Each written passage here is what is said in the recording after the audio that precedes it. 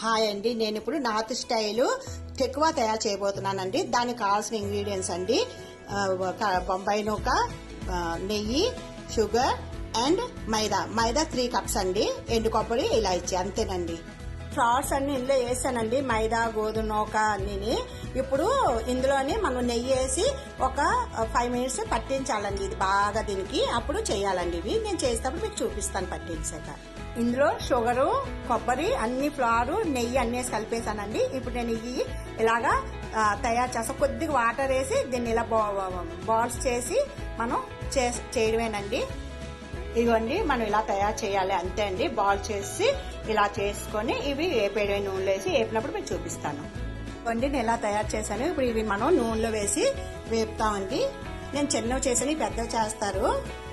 మనం పిండి కలిపేటప్పుడు కొంచెం సోంపును కొంచెం వాటర్ స్ప్రింకిల్ చేసి కలపాలండి. మెయిన్ ఇంగ్రీడియంట్ సోపేనండి, దానివల్ల టేస్ట్ వస్తుంది. ఫైనల్లీ మన టెక్కువాలు రెడీ అయిపోయాయండి. ఈ ఛట్ పూజలో దీపావళి టైంలోని నార్త్ ఈ ప్రసాదం చేస్తారండి, చాలా బాగుంటాయి. మీరు ఒకసారి ట్రై చేసి చూడండి.